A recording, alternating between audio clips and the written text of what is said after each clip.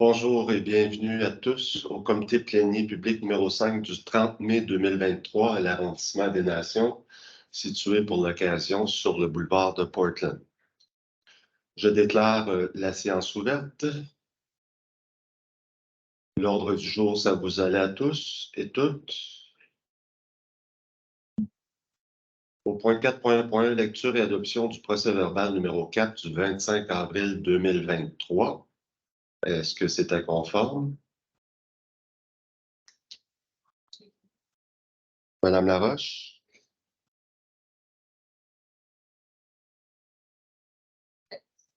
Je vais juste être sûre de...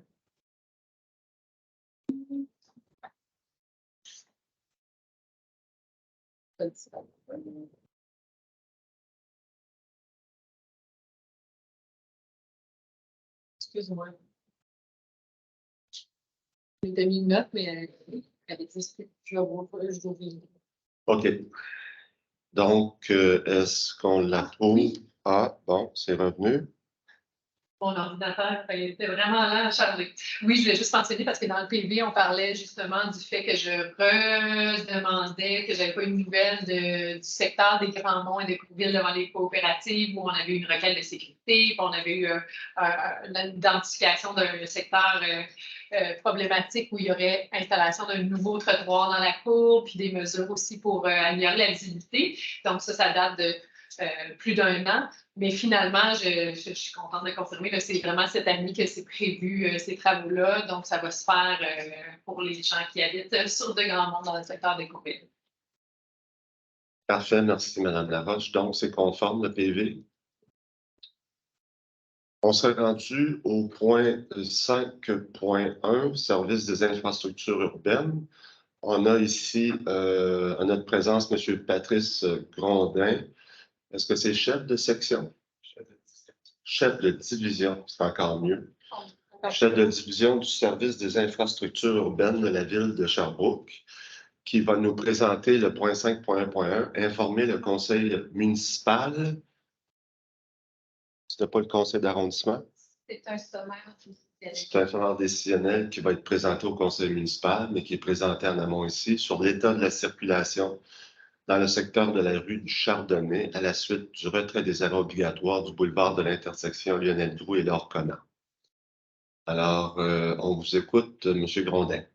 Parfait. Moi, je vais partager mon écran. J'ai une petite présentation là, que je vais vous.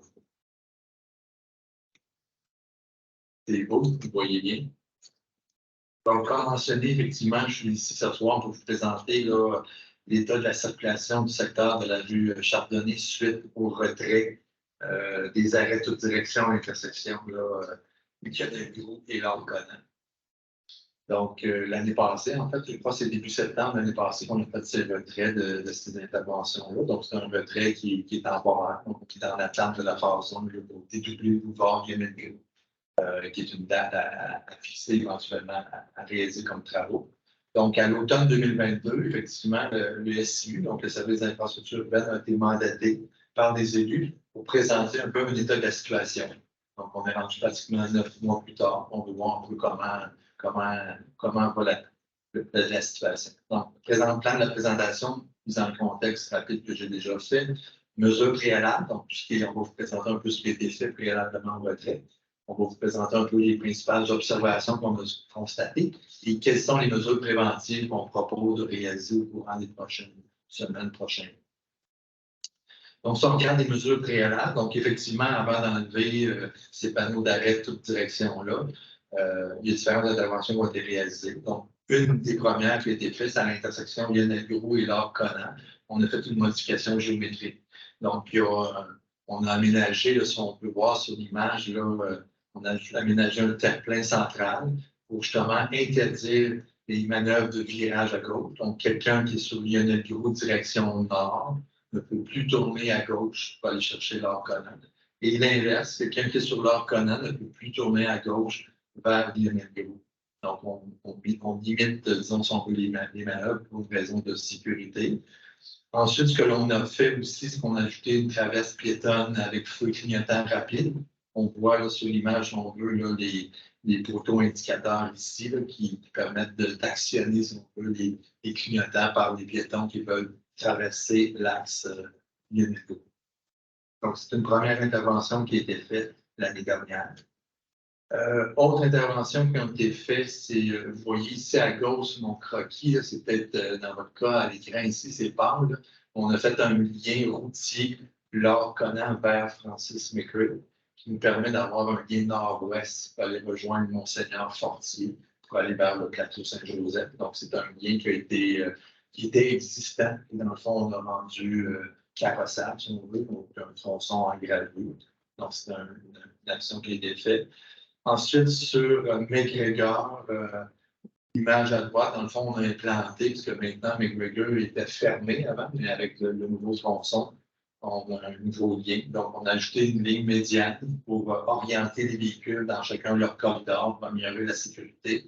C'est une rue qui avait déjà des trottoirs, donc le piéton est sécurisé pour pouvoir circuler là, sur le trottoir. On a implanté aussi des interdictions de stationner dans certaines cours pour améliorer la visibilité et assurer une certaine sécurité. Puis, on a ajouté des bollards médians, là, la campagne de sensibilisation, là, les 40. Donc, c'est ce qui a été fait, là, je dirais, l'automne passé. Puis, on va récidiver dès ce printemps, surtout pour l'ajout des bollards. On les a enlevés pendant la période estivale. Ils seront installés là, au cours des prochaines semaines.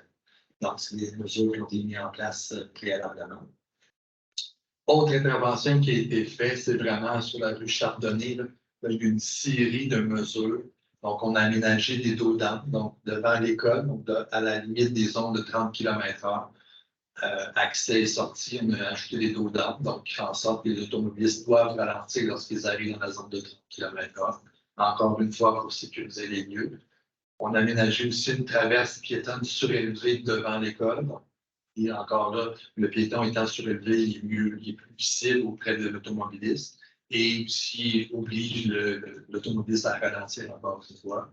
On a ajouté aussi du marquage au sol, là, pictogramme devant l'école pour indiquer dans toute sorte scolaire. On est en phase construction pour l'aménagement du trottoir entre Nicolas-Chelles et l'entrée du parc. À ce jour, les travaux là, d'enlèvement de la bordure existante, déplacer des fusards, les fondations, c'est réalisé. On devrait embarquer dans la deuxième phase, qui est les coffrages pour pouvoir faire du béton. Donc, on devrait être capable de coffrer d'ici à la fin de la semaine ou la semaine prochaine pour ensuite embarquer dans les travaux de bétonnage pour concrétiser ce lien-là pour protéger les piétons.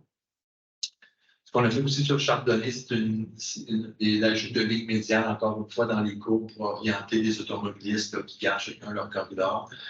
Ajout d'interdiction de stationner dans les cours, question de visibilité, sécurité et des volants médians là, aussi, pour sensibiliser les gens, de diminuer leur vitesse de façon à avoir un environnement sécuritaire. Donc, c'est des mesures préalables qui ont été faites. Maintenant, en termes d'observation, donc ce que l'on a fait, c'est au cours des derniers mois. On était faire des observations, oui, pour des moments en continu, mais d'autres de façon plus spécifique. Où j'ai indiqué des dates, au mois de novembre, au mois de février aussi. Pendant les heures de pointe, on peut voir un peu les différents comportements. Et ce qu'on est capable d'observer aujourd'hui, c'est qu'on voit qu'il y a certaines mesures préventives mineures supplémentaires qu'on peut réaliser. Il y a des petites choses dont je vais mentionner dans les prochaines slides, ce qu'on veut faire dans les prochaines semaines. Par contre, quand on regarde, on voit certaines manœuvres d'automobilistes qui ne respectent pas la signalisation. Vous allez le voir tantôt, là, des virages à gauche sur Lionel-Gros vers Laure-Conan. Il y a eu plusieurs contraventions qui ont été données, donc les gens ne respectaient pas la signalisation.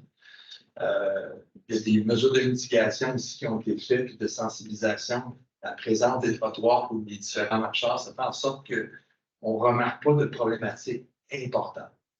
Donc, c'est idéal. On s'entend, on a pris des véhicules qui circulaient sur Lionel-Gros, maintenant ils circulent sur des rues plus secondaires Chardonnay. Par contre, l'environnement est quand même sécuritaire. On ne peut pas constater une problématique importante qu'on doit absolument faire marche arrière pour l'instant. Par contre, on veut mettre de l'avant certaines mesures préventives. Si on regarde en termes de débit véhiculaire, c'est certain que ça a apporté des changements importants aux habitudes des automobilistes. Donc, ici, sur la carte, j'en présente comme exemple. Si on voit sur Francis McRae, qui était une rue en cul-de-sac auparavant, ben, on est rendu aujourd'hui, on passe un peu plus de 2000 véhicules par jour. C'est normal, c'est une rue en cul-de-sac, maintenant, ça devient un accès, une sortie là, à cette cellule. Donc, il y a des changements importants. Sur, exemple, la rue Laure-Conan, à l'inverse, parce qu'on a interdit des manœuvres de virage à gauche, on est passé de 2100 véhicules à autour de 600 véhicules par jour. C'est un peu normal de par des interdictions qu'on a faites. Si on prend en bas à droite sur McGregor, c'est aussi, en fait, c'était une rue qui était sans issue, donc était en cul-de-sac. Et lorsque les travaux ont été terminés, ben là, on est rendu à peu près à 1500 véhicules jour qui passent là, alors qu'avant, bon, c'est probablement, c'est pas zéro, là, mais ça peut être une cinquantaine, une centaine maximum. Du côté du Chardonnay, dans le secteur plus Cébal, donc plus au sud, là, on voit qu'il y a eu une diminution du véhiculaire. C'est un peu normal. En fait, les gens ont utilisé le rue McRae et le chemin Clicquot. Donc, on est passé de 1100 véhicules à 565 véhicules. Un chiffre important. Devant l'école, on peut le voir, là, ici, devant l'école, là, on a eu une augmentation. On est passé de 1200 véhicules à 2200 véhicules par jour. Ce à quoi on s'attendait à une augmentation, d'autant plus que les gens sont dans la cellule nord, qui avant, il faut peut-être un peu utiliser soit leur Conan, bien là, maintenant, se dirige peut-être sur Chardonnay vers le sud. Donc, on voit une augmentation. Donc, les habitudes de déplacement ont été disons, chamboulées ou modifiées par les automobilistes en fonction des interdictions, des changements apportés. Autre observation qu'on a fait aussi, comme je l'ai dit tantôt, le service de police a été interpellé à l'intersection Laure-Conan. Entre autres, il y en a une plus que 45 constats d'infraction ont été donnés parce que les gens tournaient à gauche quand même. Je sais que moi, personnellement, il va y avoir été encore il y a quelques jours, j'ai vu quelques manœuvres encore. C'est ça. Service d'incendie aussi, on les a interpellés, voir eux, c'était quoi l'incidence. Donc, selon eux, en cas de situation d'incendie, il y a un gain d'au moins une minute de délai de réaction lorsqu'ils partent de la caserne pour aller intervenir plus en direction sud. Lors des heures de pointe, le panneau arrête toute direction, c'était plus en fin d'après-midi, où on avait entre autres l'accumulation, il y a un gain là. Et on a appelé aussi la SPS, voir c'était quoi l'impact sur leur temps de parcours. Il y avait un gain d'environ 2 minutes sur l'axe.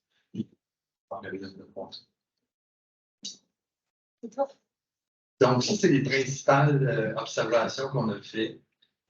Maintenant, ce qu'on propose comme mesure préventive supplémentaire, il y en a quelques-unes. Entre autres, sur l'intersection Laure-Conan-Gagné-Pérou. On va revoir peut-être le temps de parcours, le temps de déplacement ou le temps qu'on alloue aux citoyens pour traverser l'axe Gagné-Pérou.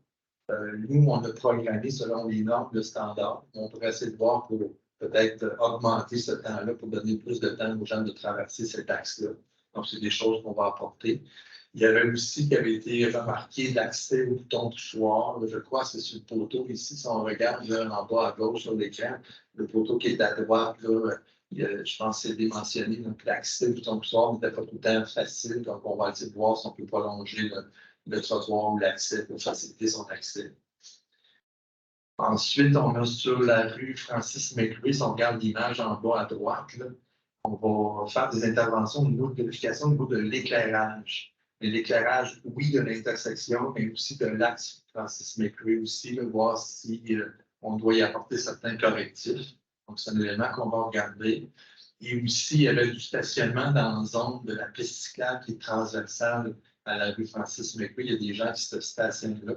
Donc, on avait mis la signalisation verticale, je crois, le temps passé, je n'ai pas la date exacte. Mais là, on va renchérir cet été là, au printemps.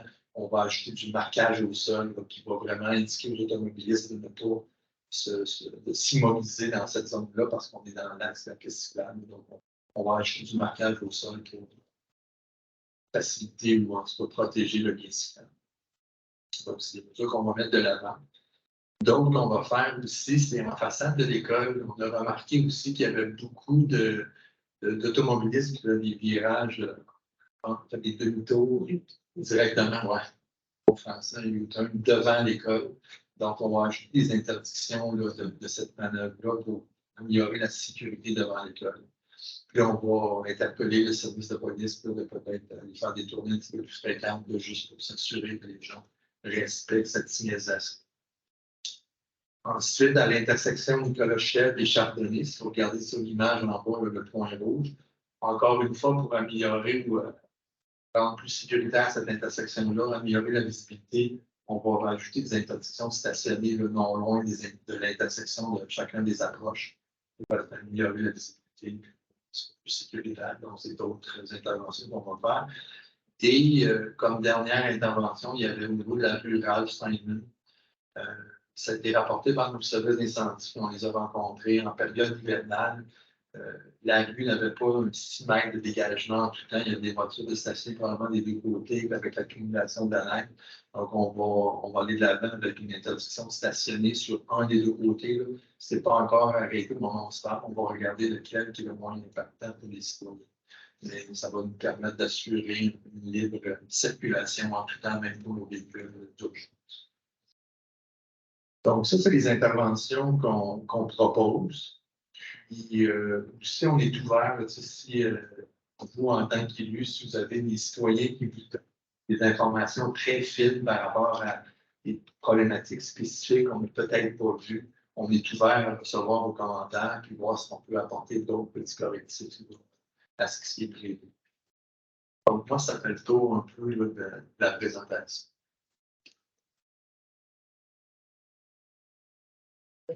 Parfait, merci, M. Grondin.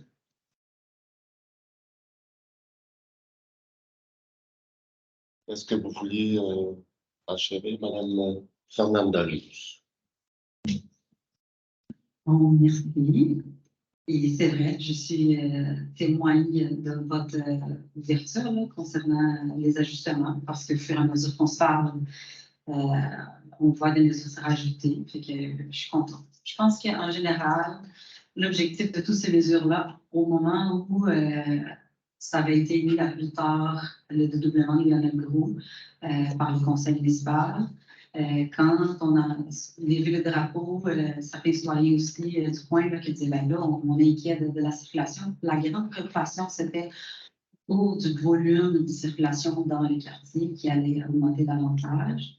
Je pense que toutes ces mesures-là ont quand même bien répondu dans le sens où, une fois qu'on a ouvert la rue Laure-Commune vers le boulevard Monseigneur-Fortier, ben, la circulation dans les quartiers est moindre quand même.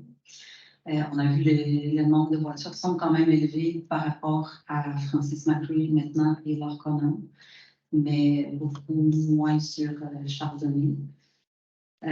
Alors, je pense qu'en général, somme toute, je pense que c'est quand même positif avec toutes les mesures aussi qu'on avait mis de mitigation de vitesse. Moi, je considère que c'est quand même, le bilan est quand même positif. Il reste que, et puis bon, je peux quand même soulever des commentaires que j'ai reçus parce que depuis tout ça, il y a beaucoup, je reste en contact avec beaucoup de citoyens qui m'appellent, qui m'écrivent. Moi-même, je vais aller voir par moi-même comment ça se passe. J'habite proche, fait que je connais quand même bien le point. Je vous avais fait, quand vous êtes venu en comité exécutif, je vous avais fait part de plein de commentaires qui, je vois, qui ont été quand même intégrés en grande partie pour les prochaines interventions. Fait que je suis contente. J'aimerais quand même juste mentionner certaines choses qui m'ont été apportées, que moi-même avais vérifiées, qui n'ont pas été encore intégrées. Maintenant, c'est une partie, c'est la traversée piétonne. Je suis contente d'entendre qu'on va augmenter le temps. Ça, c'était vraiment beaucoup de citoyens qui m'avaient interpellée parce qu'à l'école primaire proche, il y a quand même beaucoup d'enfants qui utilisent cette traverse-là. Fait qu'ils ont augmenté le temps, c'est intéressant. Et aussi l'accès aux boutons, ça aussi, je suis contente. Par contre, il y a aussi, moi, ce que j'entends aussi souvent, c'est que des fois, la lumière qui clignote, je ne sais pas juste pourquoi, je vous avais parlé, je pense peut-être parce que c'est un peu plus éloigné de la bordure de rue, là, celui pour ceux qui viennent du Costco, à droite. Peut-être à cause de ça, mais quand c'est contre le soleil aussi, on ne voit pas vraiment. Ils m'ont demandé à savoir s'il y avait la possibilité de rajouter une signalisation pour vraiment attirer l'attention des automobilistes pour la traverse. surtout, ouais, c'est ça. Il y avait ça comme demande. J'avais eu aussi pour le tronçon McGregor, ils ont été contents durant l'été passé, quand il y avait justement les bollards de Saint-Denis, parce que ça a bien fonctionné, mais malheureusement, le comportement n'est pas encore installé, parce qu'une fois qu'on a retiré, les gens ont recommencé à circuler en vitesse. Fait que, je suis contente qu'on va répéter cette année. Puis, on va regarder après les résultats pour cette année-là, voir s'il y a d'autres mesures à installer sur ce tronçon-là, bien qu'il y a quand même un trottoir. Fait que, en termes de sécurité, ça va bien. Maintenant, l'intersection, puis ça, c'est vraiment... ça, je sais que... Bon, je reçois beaucoup d'appels de gens par rapport à l'ouverture de l'orphelinat. Du fait que c'est pas pavé. Fait qu'il y a comme deux problématiques. Quand il pleut beaucoup, il y a beaucoup de nids de poules. Quand il pleut pas assez, il y a beaucoup de poussière. Fait qu'il y a beaucoup d'appels par rapport à ça. Les nids de poules, ça dirait quand même assez rapidement. Les gens sont contents. Ben, sont contents. C'est quand même plate qu'eux, ils doivent appeler à chaque fois. Ben, ça revient un peu aux citoyens de faire la demande. Fait que c'est un peu peut-être de regarder si, quand il pleut, naturellement, les services peuvent avoir le réflexe de je ne sais pas comment ça marcherait, mais je reçois aussi beaucoup de commentaires par rapport à ça. Et la poussière, ben, c'est le délai qui est quand même trop long. Alors, c'est vrai que les piétons, c'est très difficile, ça fait vraiment un nuage de poussière. Et pour l'intersection, ben, là, on a vu que le volume a beaucoup augmenté. Et puis, des fois, ça fait une petite file de 5-6 voitures qui attendent sur les heures de pointe là, pour tourner à gauche. Ça aussi, ce sont les commentaires que je reçois. Je ne sais pas s'il y aurait de possibilité d'intervenir là-dessus. Et pour terminer, je pense que je vous avais envoyé un courriel d'une citoyenne qui m'a envoyé là un peu avant, qui parlait de l'intersection de Sauvignon et Lionel-Gros. C'est le feu de circulation. C'est peut-être de voir la programmation du feu de circulation, parce qu'elle dit que sur les heures de pointe, elle doit des fois attendre 3-4 tours pour être capable d'emprunter Lionel-Gros. Peut-être de regarder si c'est possible de changer la programmation. C'était tout ce que j'avais comme commentaire pour les citoyens. Puisqu'on est en plénier, les gens ne peuvent pas poser la question maintenant, mais moi, j'avais dit aux gens qui peuvent nous envoyer justement leurs commentaires, préoccupations, suggestions par courriel à moi, puis je vais passer par la directrice d'arrondissement pour ça. On est ouvert à les recevoir. C'est des éléments, comme je l'ai dit un peu lors de la présentation, qui pourraient faire en sorte qu'on améliore la situation. On est ouvert à les regarder. Comme vous avez mentionné, le prix de circulation, le virage à gauche de Sauvignon, c'est probablement juste au niveau de la programmation, on peut peut-être faire quelque chose pour faciliter cette manœuvre de virage à gauche. Merci, M. Grondin. Bonne fin de journée. On s'est rendu maintenant au point 5.2.1, contrat de performance concernant les travaux de voirie, bilan période hivernale, déneigement et nettoyage des rues. Pour faire la présentation, nous recevons Nathalie Bourgeois, directrice, et Carlo Casaro, chef de division. Et nous avons aussi Antoine Petit, chef de section. Antoine Petit, chef de section. Bonjour, M. Petit.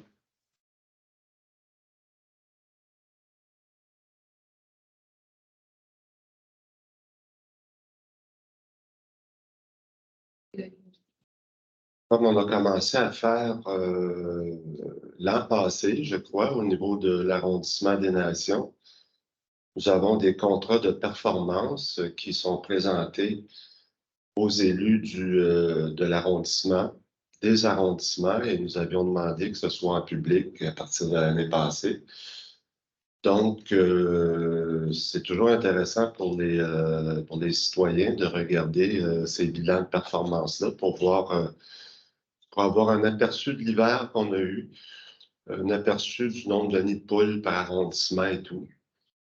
Et puis, ensuite, ça nous permet de mieux cibler les actions pour les années à venir. On peut vous passer la parole? Là, oui. Là, oui, c'est bon.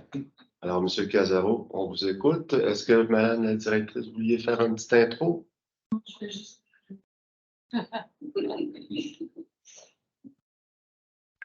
Je vais afficher la présentation.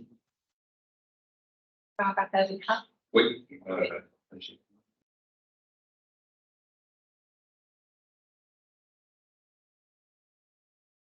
Je t'ai envoyé.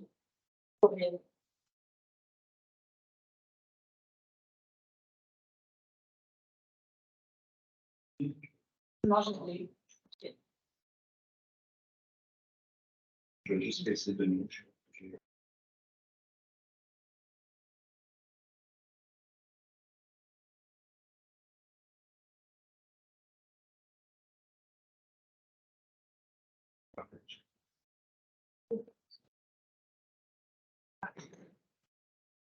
Parfait. Merci de nous accueillir pour cette présentation concernant le contrat de performance, dont entre autres le bilan de l'hiver national bilan et également la planification des travaux 2023 de la division de Bois-Vie. Les sujets qui vont être abordés, portrait de l'hiver, ce sera quand même, comme j'ai dit, un sommaire, une information sommaire compte tenu qu'il va y avoir le bilan sur la viabilité hivernale qui va être présenté au cours du mois de septembre. Portrait des requêtes de déneigement, portrait des requêtes de nid de poule et également, pour finaliser, la planification des travaux. Je vous invite à poser vos questions au fur et à mesure de présentation, ne pas attendre. Donc, au niveau des précipitations de l'hiver en tant que tel, l'hiver a débuté le 16 novembre, comparativement à l'année dernière, le 13 novembre. Donc, c'est somme toute à peu près la même période de début. Cependant, l'hiver a été beaucoup plus court, 5 avril. Au niveau des précipitations, c'est 278 cm que l'on a reçu de neige versus 232. On pourrait croire qu'il y a eu plus, ça a été un hiver plus rigoureux, mais non, la neige a quand même fondu assez rapidement. Au niveau des jours de précipitation, beaucoup moins de jours de précipitation de neige, 86 comparativement à 97 l'année dernière. Et au niveau des jours de pluie également, 41 versus 57 l'année dernière. Donc, l'année dernière, nous avions eu beaucoup de variations de fluctuations de température à ce niveau. En ce qui a trait à l'historique des requêtes, en fait, ce sont les requêtes qui sont transmises via le 5858 ou via le site web à la Ville concernant justement des enjeux de déneigement. Pour la dernière colonne, la colonne qui est à droite, en fait, c'est 1003 requêtes qui ont été acheminées à la Ville, comparativement à la moyenne des 5 années qui se situe autour de 1500. Donc, c'est un indicateur que l'hiver a quand même été assez clément. Au niveau de la répartition de ces 1003 requêtes. Ou que vous faites bien votre job. Ou on fait bien notre job, effectivement. Il faut quand même le mettre dans l'équation. On peut le voir comme ça, oui. Yes. Au niveau des requêtes, en fait, sur les 1003 requêtes, il y a 437 requêtes qui touchent votre arrondissement. C'est un peu normal, on va le voir dans la prochaine présentation. Compte tenu, lorsque l'on fait la proportion du nombre de requêtes versus par la population, donc par tranche de 1000 habitants, bien, ça donne en fait un meilleur coup d'œil de l'impact. Au niveau des nations, vous représentez quand même 41 de la population de la ville de Sherbrooke. Donc, c'est comme normal qu'effectivement, il y ait plus de requêtes qui soient générées.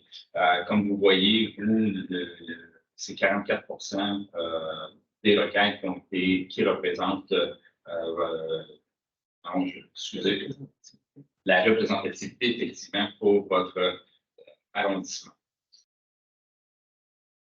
Si on regarde les requêtes, de quelle façon ils se répartissent via les 4 entrepreneurs. Quand je dis 4 entrepreneurs, c'est que l'arrondissement de Fleury-Mont-Forest sont desservis par des entreprises privées. Et le 4e entrepreneur, bien évidemment, c'est la ville de Sherbrooke qui agit en régie au niveau du déneigement. Donc, nous avons, 768 requêtes sur le 1003, ce qui est normal compte tenu que nous avons quand même pas loin de 800 km de route à déneiger. Lorsque l'on fait la même proportion, il faut voir comment on se démarque ou comment les entrepreneurs s'ils travaillent mieux ou moins bien.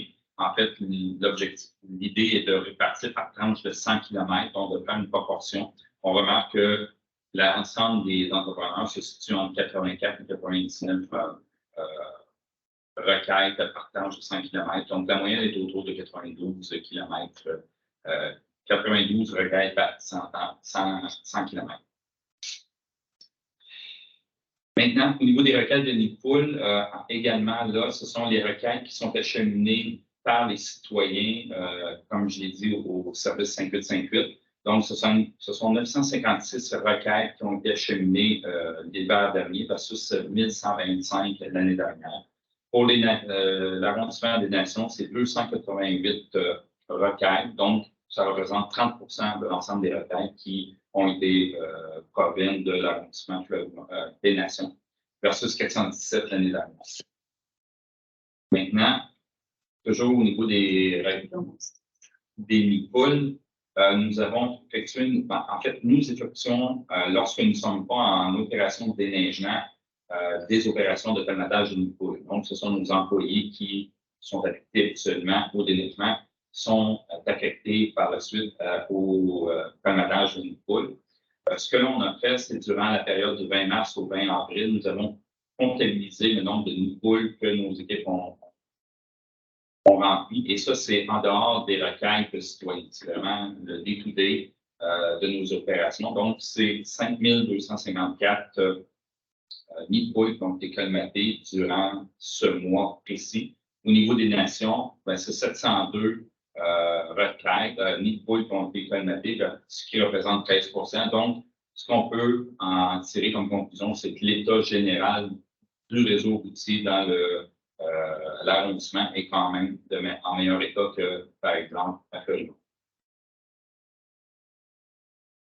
Maintenant, nous sommes rendus justement à vous présenter les travaux planifiés pour cet été. En fait, la présentation actuelle, ce n'est rien de nouveau. En fait, c'est seulement que les travaux qui sont prévus dans l'enveloppe financière du service des infrastructures humaines, donc via le budget d'infrastructure, d'investissement. Et à l'intérieur de cette enveloppe, le SU nous mandate comme entrepreneur à effectuer certains travaux. La rue pour laquelle nous avons eu le mandat d'effectuer la réflexion, c'est la rue Bonin. Et nous allons. Le target est à peu près le 5 juin pour commencer le début, commencer les travaux en tant que tel.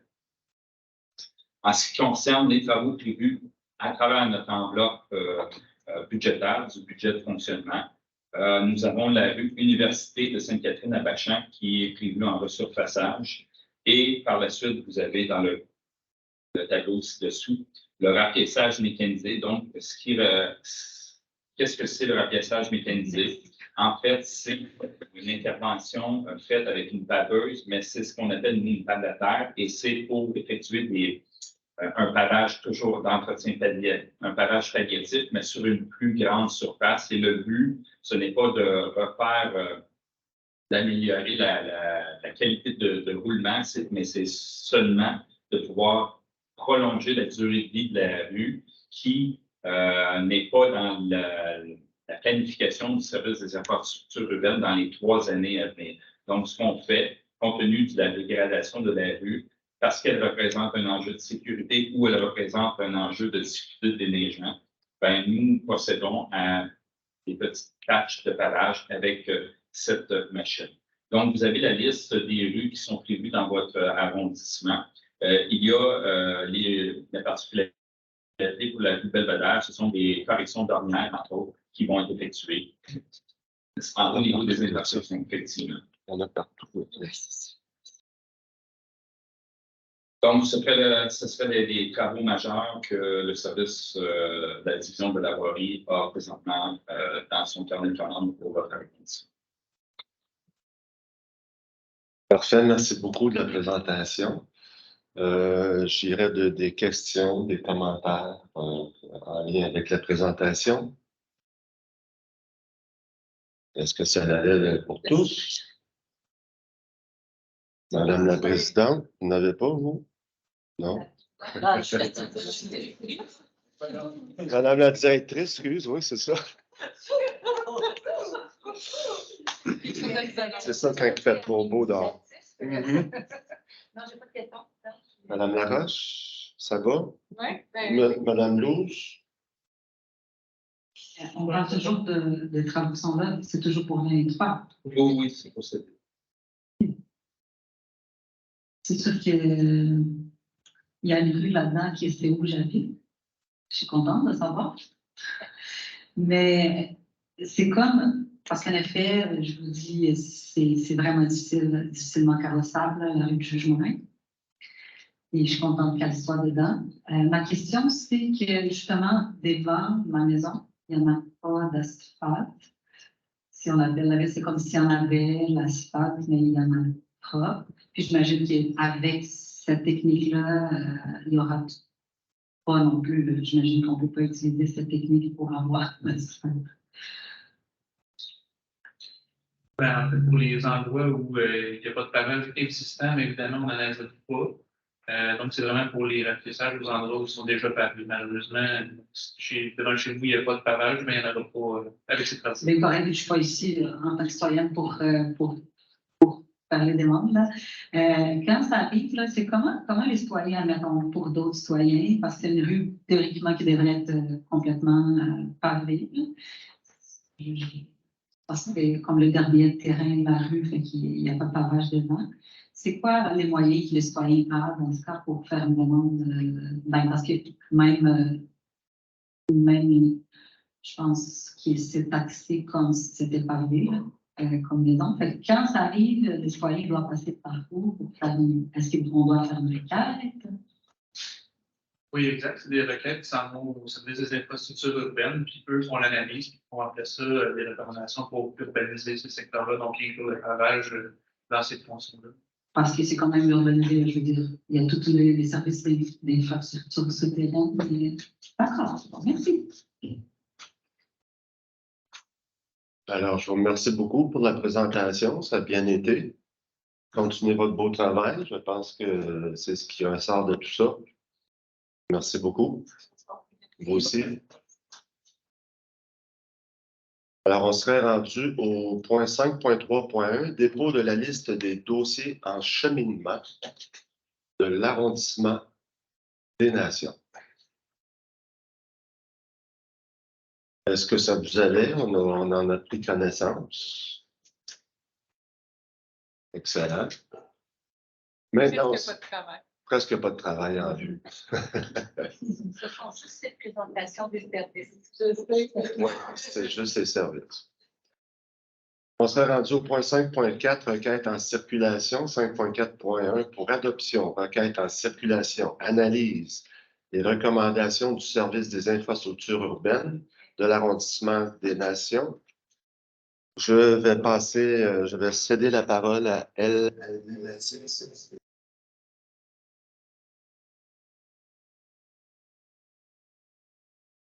Qui est coordonnateur à l'arrondissement des Nations. Parfait, merci. Donc, pour ce qui est requête en circulation, par contre, pour les recommandations du service des infrastructures urbaines, on a 7 recommandations. On a 7 requêtes. La première, ça concerne la rue L'Automne, la recommandation, c'est de mettre de l'avant une campagne de sensibilisation pour 2023. La deuxième, c'est... Si vous permettez, M. Mathis, concernant cette demande-là, ben moi, j'avais eu beaucoup de plaintes là, pour la vitesse et tout, mais on le sait que cette rue-là va être réparée cet été. Infrastructure, resurfaçage et une défense de stationnement du côté ouest de la rue. Donc, oui, c'est toujours bon une campagne de sensibilisation, mais peut-être que l'année prochaine, après les travaux, on verra. On pourrait peut-être voir qu'est-ce qu'il y en a. C'est un message aux citoyens, dans le fond. Parfait. Merci. Merci. La deuxième rue, c'est la rue des Incas. C'est la même chose. La recommandation, c'est de mettre de l'avant une campagne de sensibilisation pour 2023. Et juste une précision, ce qu'il faut comprendre avec les campagnes de sensibilisation, c'est que c'est la première mesure que les services des infrastructures urbaines mettent de l'avant. Après ça, il y a des études de vitesse qui sont faites suite à cette campagne de sensibilisation. Et en deuxième étape, on va avec des mesures de mitigation si celles-ci sont justifiées. Après ça, la troisième rue, c'est la rue Milton. La même chose, c'est mettre de l'avant une campagne de sensibilisation pour 2023. La quatrième rue, c'est la rue de la Magog, une campagne de sensibilisation pour 2023. La cinquième rue, c'est la rue Marquette du côté des passages piétonniers. Là, on a plusieurs mesures qui vont être mises en avant en 2023. La première, il y aura une bonification de la signalisation de la zone scolaire afin de respecter les normes TNPQ. Après ça, il y aura une interdiction de demi-tour de la zone scolaire, la rue Marquette entre les rues Pile et Ozianuduc. La troisième mesure, c'est implanter un dispositif d'aide de lumière rapide au passage piétonnier. Après ça, c'est mettre de l'avant une campagne de sensibilisation pour 2023. Ensuite, la sixième rue, c'est toutes les rues qui sont aux alentours du parc Saint-Alphonse. Ça sera une mise en avant d'une campagne de sensibilisation avec une campagne de sensibilisation de la part de SCU qui consiste à mettre des banners au milieu de la rue. Pour la campagne, on vise 40. La dernière rue, c'est la rue d'Ichen. Il y aura 3 mesures qui vont concerner cette rue-là. La première, c'est d'interdire le stationnement sur les rues d'Ichen du côté est à partir de la courbe de la rue d'Ichen jusqu'à la rue Antoine 500. La deuxième mesure, c'est de tracer un corridor de marche pour la sécurité des piétonniers sur la rue d'Ichen du côté est, toujours à partir de la courbe de la rue d'Ichen jusqu'à la rue Antoine 500. Et la troisième mesure, c'est une campagne de sensibilisation pour 2023. Donc, ça, c'est en ce qui concerne les recommandations pour le conseil municipal. Juste, on va avoir une question concernant ce point-là, M. Mathy. Oui. Madame Luz. Oui. La rue des Chênes, ben, je suis contente, là. Il y a beaucoup de personnes à mobilité réduite qui circulent dans ce coin-là. Puis de savoir qu'il va y avoir des mesures, je suis vraiment contente. Ma première question, c'est, ben, quand on parle de couloir, de marche, on parle de traçage au sol. Oui, exact. Puis c'est quand même considéré une mesure de mitigation, je trouve. C'est pas considéré comme une mesure de mitigation, c'est une mesure pour assurer la sécurité des utilisateurs de corridors. C'est pas une mesure de mitigation de vitesse, mais c'est quand même une mesure pour sécuriser. C'est une mesure de sécurité et pas de mitigation. Parfait. Puis la deuxième question, c'est que j'aurais posé la question en plein public à Mme Gravel, justement pour me clarifier, parce que ça, c'était quelque chose qu'on avait parlé ici au conseil d'arrondissement, c'était pas clair. Quand on parle qu'on va justement déployer la campagne de sensibilisation, ça implique les bollards en milieu de rue. Et elle a répondu oui. C'est enregistré. C'est enregistré. C'était en plein public dernièrement. Elle a répondu oui. J'ai posé la question 2 fois.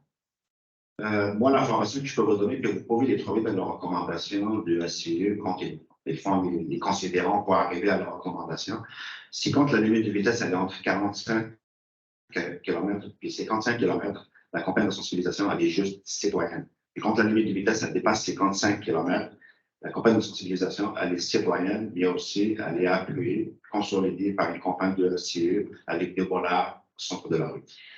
Fait que quand on dit mettre de l'avant la campagne de sensibilisation, est-ce qu'on parle de l'implication de SCU ou on parle des citoyens qui viennent chercher leur contact?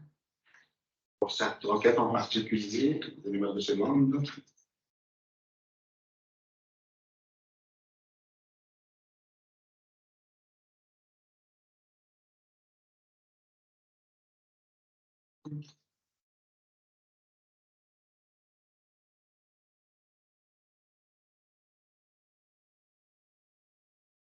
La rue des Chênes, qui fait référence, Mme Melo? Je parle en général, mais oui, dans ce cas, pour la rue des Chênes. Pour la rue des Chênes, c'est une campagne de sensibilisation citoyenne. Oui.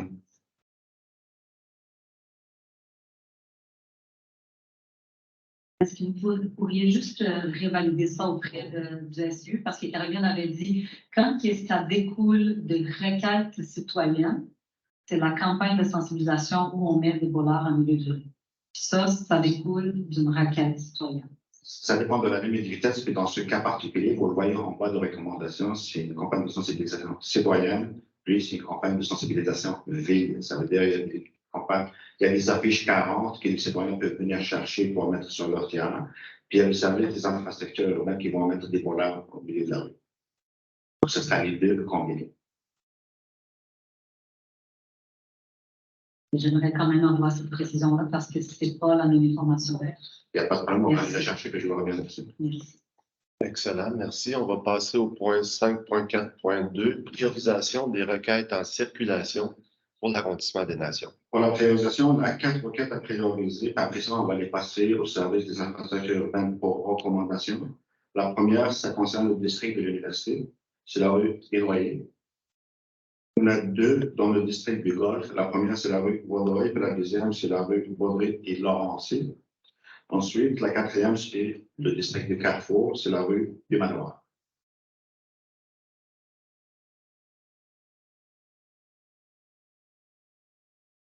Vous avez des questions par rapport à ça?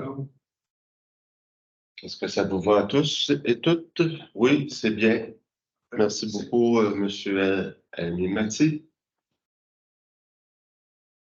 On s'est rendu maintenant au point 5.5.1, dévoilement des projets d'initiative citoyenne et des partenaires du milieu. Budget participatif 2023, arrondissement des Nations pour le district du Carrefour. Est-ce que c'est Mme Louz qui est présente? Je suis prête, avec plaisir. Même de son prénom. Bon, alors, c'est ça, les budgets participatifs, là, c'était vraiment un succès, puis on est devenu un peu victime de notre succès, parce qu'on a eu quand même une demande au total, une demande budgétaire au total de projets autour de 40 000 $. Est-ce qu'on peut monter juste parce que je ne sais pas par cœur, mais c'était presque 40 000 $ de demande. Eh bien, on avait 38 298 $ de demande en total. Puis nous, on avait disponible 14 000 $ pour l'ensemble. Et alors, comment qu'on a décidé de faire? Puis il y a eu vraiment beaucoup de participation. On a eu presque 200 personnes qui ont voté. Mais on avait demandé justement, un des critères, c'était que les gens qui votent, qui choisissent les projets, soient des gens qui habitent dans le district du Carrefour. Alors, il y a eu 99 personnes qui habitaient au Carrefour, qui ont voté et on a considéré les votes. Alors, comment on a fait? Les 3 premiers gagnants, ceux qui ont été les plus votés, vont avoir octroyé le budget total à 100% de ce qu'ils ont demandé. De la 4e à la 5e place, on va accorder 50%. La 6e à la 9e place, 35% du montant demandé. Pour ceux qu'on va financer partiellement, on contacte encore les organismes, les personnes qui ont fait la demande, à savoir s'ils sont capables de réaliser leur projet cette année avec un financement partiel. Pour les 3 premiers, on détermine déjà, ce sont les projets, c'était le projet de l'événement du comité de rapprochement interculturel du parc André-Bugey, qui est lié au comité citoyen des Amis du parc André-Bugey. C'est une fête interculturelle qui aura lieu au parc André-Bugey, puis le montant octroyé, c'était le montant demandé des 2 000 $. Il y a eu les comités de voisinage, les jardins Marie-Victorin, qui nous avaient demandé aussi un budget de 4 000 $ pour un événement où ils vont louer des jeux d'eau gonflables pour un rassemblement de quartier autour du parc Marie-Victorin. Et le 3e projet gagnant, c'est pour le comité des citoyens du parc Chauveau, où ils vont faire les salons du livre du parc Chauveau. Puis le budget, c'est 1 450. Je ne sais pas si j'ai dit que c'était 4 000 pour le deuxième budget, pour le deuxième projet. Oui. Mais tout ça, ça va être affiché aussi sur les sites de la ville de Sherbrooke et c'est aussi disponible, l'ESD est aussi disponible publiquement. Merci. Merci beaucoup, Mme Louz. Prochain dossier, pardon, 5.5.2, demande d'assistance financière, École Notre-Dame du Rosaire, projet de pollinisation des abeilles et fête de fin d'année scolaire. Alors, il s'agit d'une demande qui nous a été adressée par l'École Notre-Dame du Rosaire.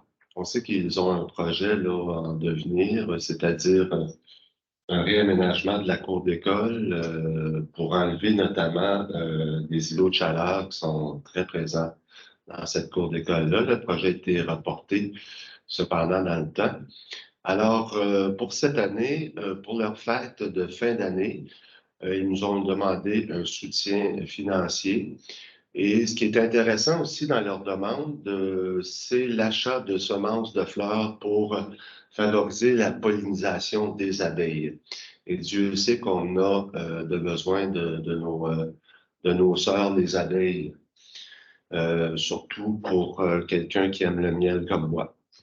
Alors, c'est un montant de 2 000 $ non récurrent du budget de fonctionnement du fonds dédié de l'arrondissement. Et cette demande de soutien financier est en cohérence avec le plan d'action 2023-2025 de l'arrondissement qui a comme objectif de renforcer et soutenir l'action citoyenne de proximité au service de la qualité de vie et de la sécurité sur le territoire de l'arrondissement.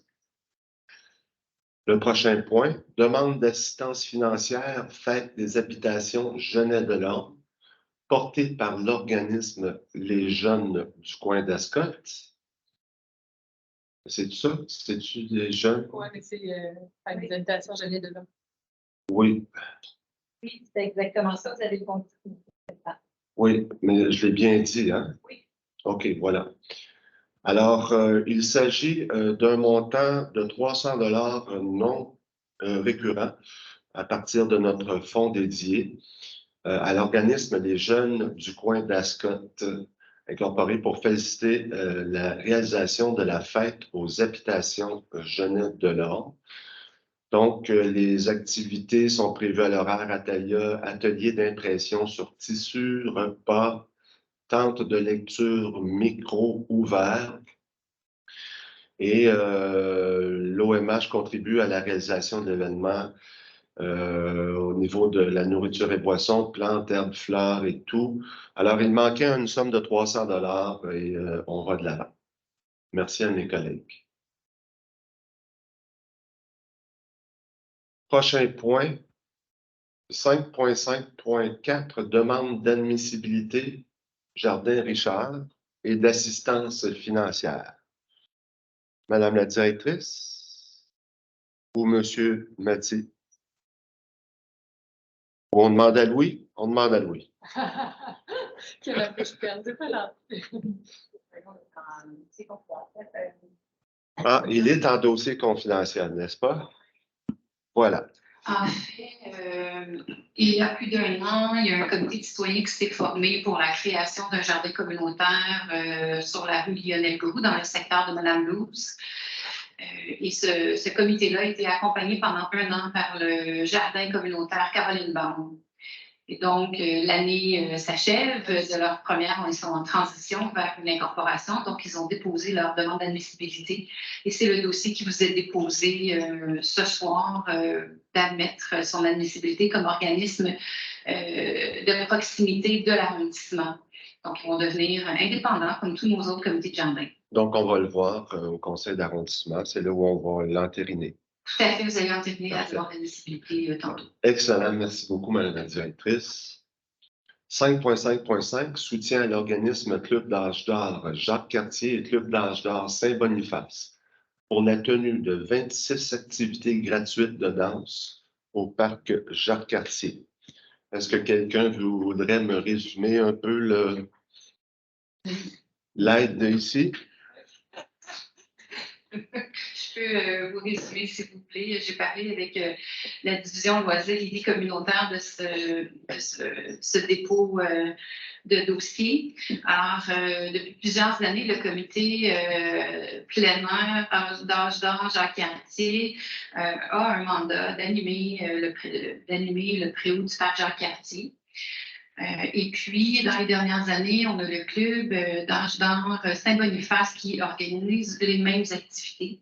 Alors, pour une équité des assistances financières, on a demandé, ils ont discuté avec les deux groupes pour que l'enveloppe budgétaire qui était donnée au club d'âge d'or Jean-Cartier soit répartie entre les deux clubs, étant donné qu'ils offrent le même type d'activité. Alors, c'est ce qui vous est soumis dans la répartition financière du montant là, qui est décrit dans la recommandation. C'est ce que vous allez entériner tantôt en conseil d'arrondissement.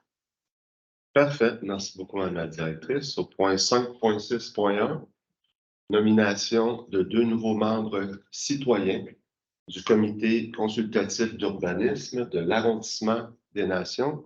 Je cède la parole à la présidente du CCU, Mme Carmen Lalleux. Oui, alors on est très content de recevoir ces 2 nouveaux membres après la démission des 2 autres. On a été obligé de réouvrir le processus de sélection, puis on reçoit avec beaucoup de joie M. Éric Delaurier et M. Simon Mongeau-Descoteaux, qui font maintenant partie de notre comité consultatif d'urbanisme. Merci beaucoup, Mme Lourdes. Au point 6.1, dépôt du tableau détaillé de l'état des dépenses du Fonds dédié 2023 de l'arrondissement des Nations. Donc, le tableau est à jour. On voit l'état de nos finances concernant les fonds dédiés. Et au 6.2.1, dépôt du calendrier des événements à venir de l'arrondissement des Nations. Alors, encore ici, si on fait un petit tour juste pour le plaisir, là, du 13 mai au 4 juin, Sherbrooke en musique. Il s'agit de la Corporation des Printemps musicales de Sherbrooke et ça a lieu au parc Jacques-Cartier et autour du lac des Nations. En fin de semaine, on a eu l'occasion d'en entendre et d'en voir. C'est de toute beauté, c'est le genre de ville que j'aime beaucoup. A eu lieu le Festival des Harmonies aussi, du 18 au 21 mai, un record de participation. Tout est revenu dans une, comment je dirais ça, dans une situation normale suite à la pandémie. Et si je regarde ce qui s'en vient un peu, du 1er au 4 juin, il y a la fête de la pêche au parc Lucien-Blanchard.